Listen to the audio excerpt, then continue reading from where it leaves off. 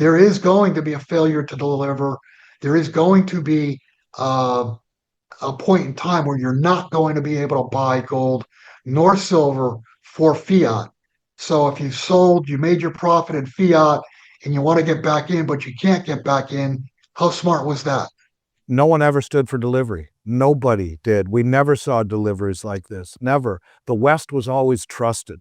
And you can feel the West isn't trusted anymore. The Treasury Department just came out and said, we're insolvent. We're insolvent. We've been saying that for a long time. They said we have 6 trillion in assets, and the number they use is way under what it should be. But it was 70 or 80 trillion in liabilities.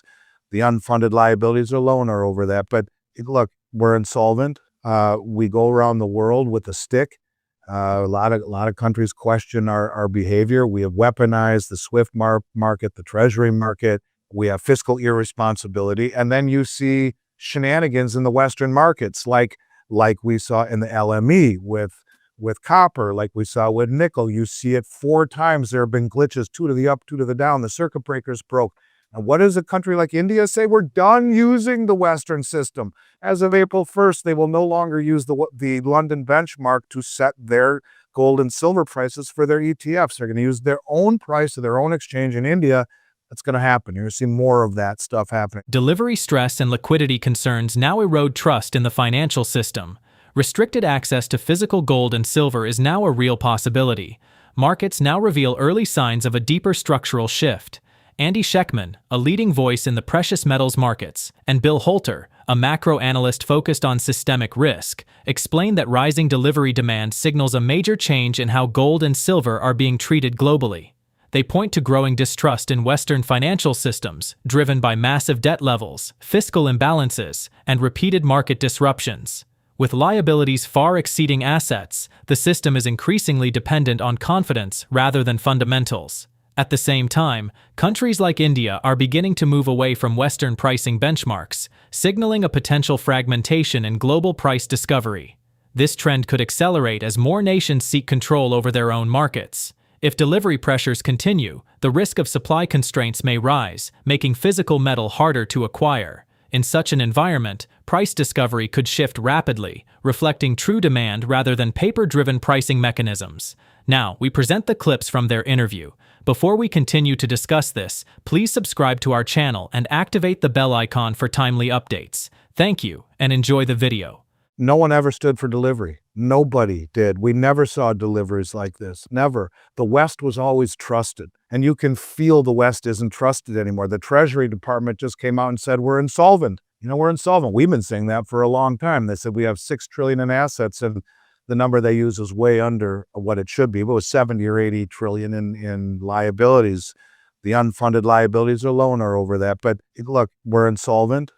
We go around the world with a stick. A lot of countries question our behavior. We have weaponized the SWIFT market, the Treasury market. We have fiscal irresponsibility. And then you see shenanigans in the Western markets, like we saw in the LME with copper, like we saw with nickel. You see it 4 times. There have been glitches, 2 to the up, 2 to the down. The circuit breakers broke. And what does a country like India say? We're done using the Western system. As of April 1st, they will no longer use the London benchmark to set their gold and silver prices for their ETFs. They're going to use their own price of their own exchange in India. That's going to happen. You're going to see more of that stuff happening. I have argued for a while that these countries that have been trusting the West forever do not trust us anymore, and they are using our own stupidity against us by draining the system using our own prices. Now, it's interesting because as I talked with you about forever, the BRICS are making a precious metals exchange, and they are doing this to go along with and integrate with Shanghai, with Dubai, with St. Petersburg, with Moscow, with Singapore, with Brazil, with India. They'll all be integrated. They're all going to connect. But I go back to what the gentleman who's building the BRICS grain exchange said.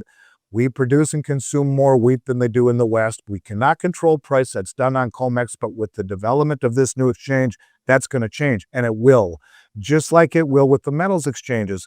The problem that people have when analyzing this, Michelle, is the way that these players do things is genius. Actually, they do it in a very methodical, drawn out fashion so as not to be right in your face, even though it is if you look, but not, people say, why not just drain the exchange, give them $5 trillion and just take everything? Well, just like that, they would blow everything, call force majeure, not going to happen. The exchanges would freeze and halt, and they would cut off their nose to spite their face. So instead, they have just been draining and draining and draining and draining and draining by a million paper cuts. And at the same time, trust is eroding, and you can see it by how much. Now, look at what France just did. France demanded back the rest of their silver from the United States, right, from the New York Fed.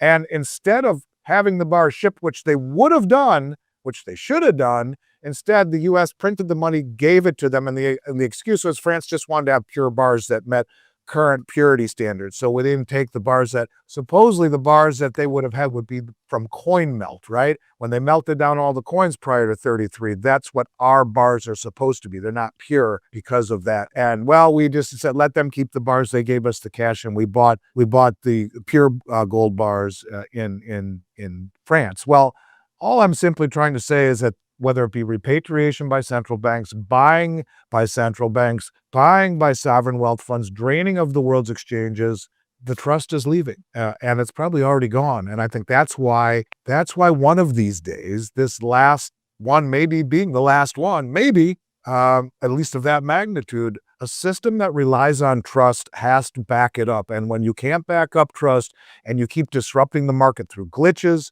through halts, through absolute unbelievable nonsense, and then allowing things like this, where there is a fine line between conspiracy and reality, where half the world thinks Jane Street did this to bail out the banks and the CME, at some point people just say, screw it, like India just said, we're not going to use the Western system anymore. I have my core positions in physical gold and silver. I have positions in mining companies, some oil companies, and I hold all the certificates. So I'm not trading. For me, this is not an environment to trade.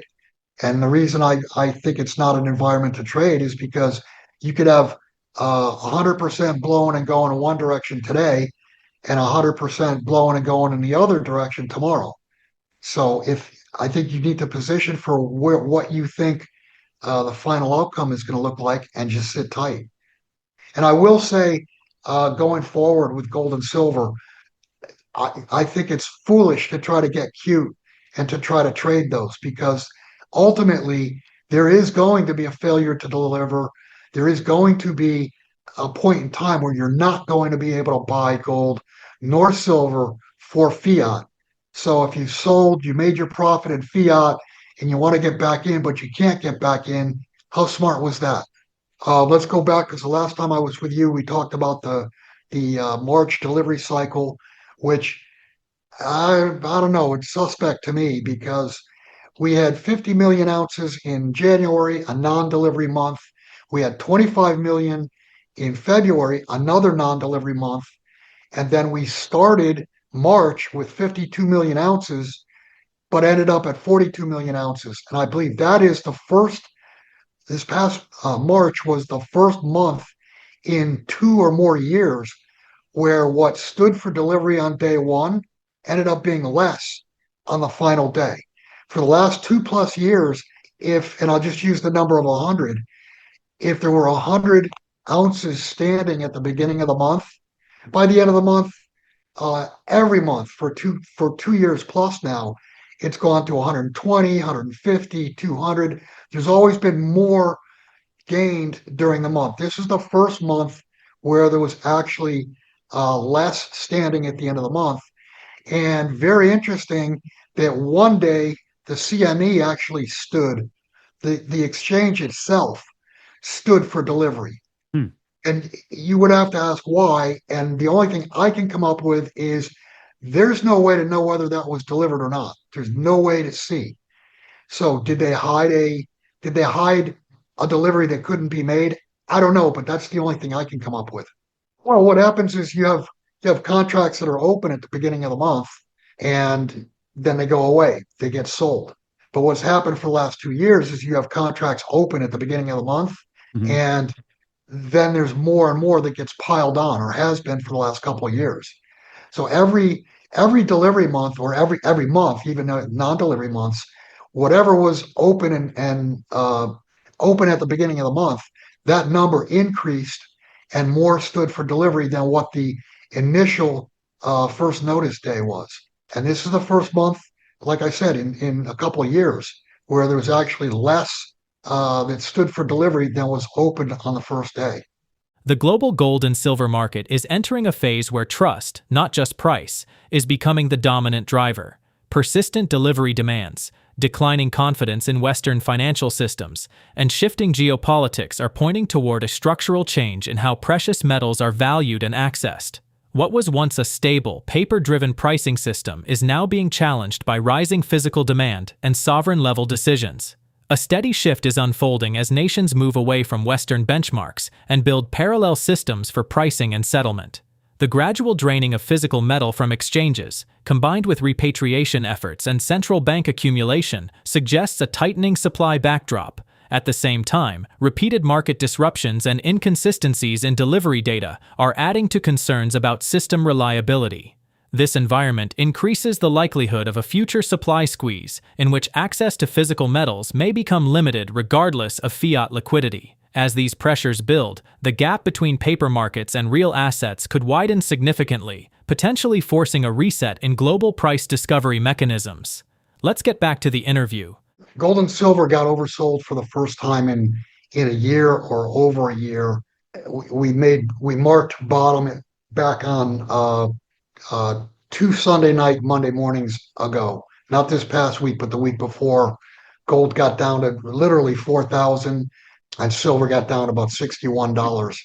I do believe I called bottom late last week on both gold and silver, and I did post on.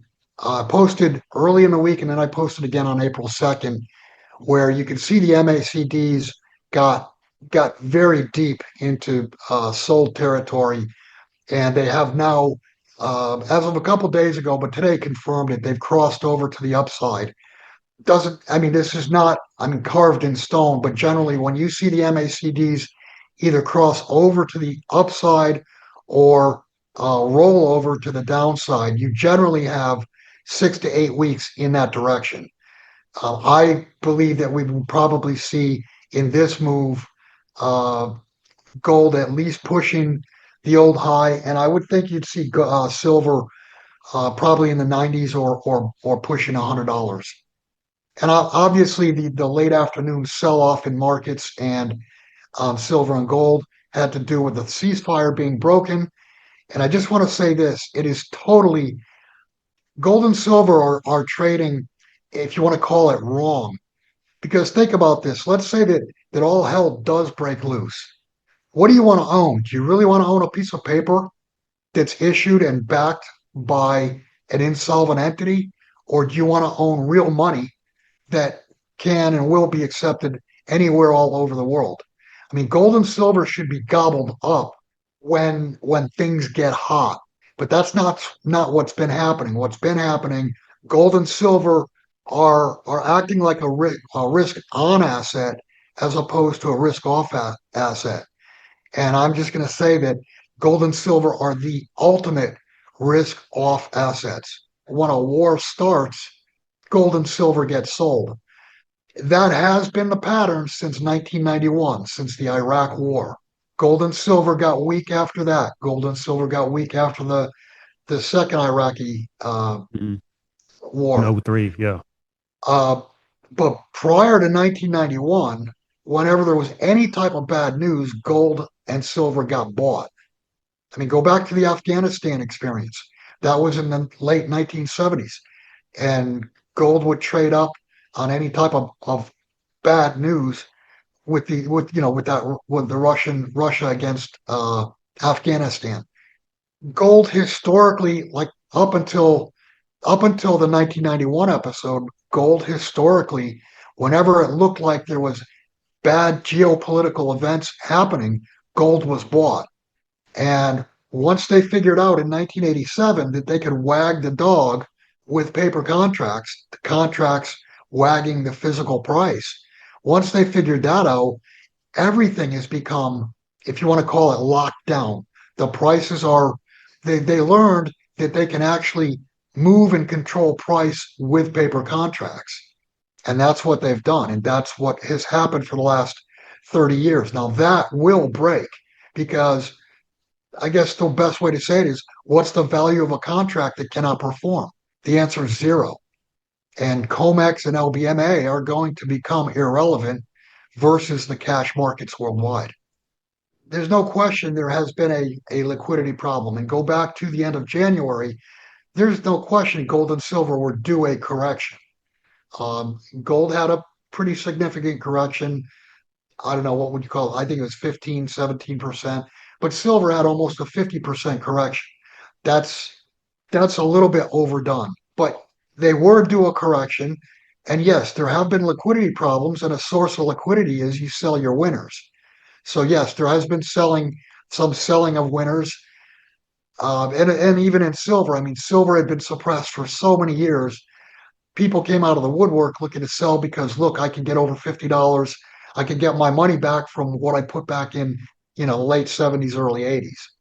So gold and silver had been used as a source of funds, but in the end game, when all is said and done, gold and silver are all the funds. They're going to be all the marbles because uh, you're going